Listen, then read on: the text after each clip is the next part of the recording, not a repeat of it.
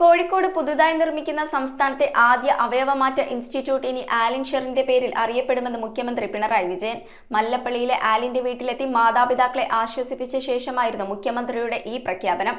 ആരോഗ്യവകുപ്പ് മന്ത്രി വീണ ജോർജും സന്ദർശനത്തിൽ മുഖ്യമന്ത്രിക്കൊപ്പം ഉണ്ടായിരുന്നു. ഫെബ്രുവരി 5-ന് കോട്ടയത്ത് വെച്ചുണ്ടായ വാഹനാപകടത്തിലാണ് ആലിന് ഗുരുതരമായി പരിക്കേറ്റത്. കൊച്ചിയിലെ സ്വകാര്യ ആശുപത്രിയിൽ ചികിത്സയിലിരിക്കെ മസ്തിഷ്ക മരണം സ്ഥിരീകരിക്കുകയായിരുന്നു.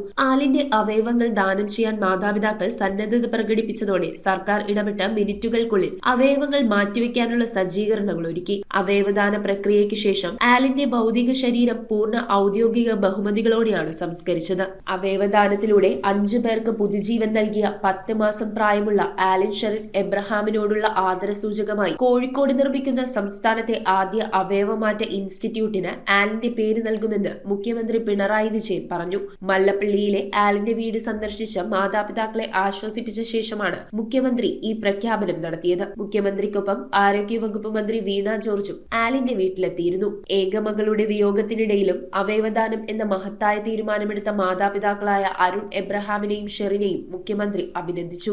സ്വന്തം ജീവൻ പകർത്തു നൽകി യാത്രയായ ആ കൊച്ചു മാലാഖയുടെ സ്മരണകൾ ഇനി മുതൽ കേരളത്തിന്റെ ആരോഗ്യരംഗത്തെ ഏറ്റവും വലിയ സേവന കേന്ദ്രത്തിലൂടെ അനശ്വരമാകും. News desk metro 7. റിങ്ങുകൾ 1 ഗ്രാമിൽ തുടങ്ങുന്ന മാലകൾ, നെക്ലസുകൾ 9,000 രൂപ മുതൽ ഡയമണ്ട് നെക്ലസുകൾ 1 ലക്ഷം മുതൽ ആരംഭിക്കുന്ന വെഡിംഗ് സെറ്റുകൾ.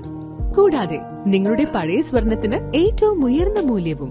Maharaja gold and diamonds,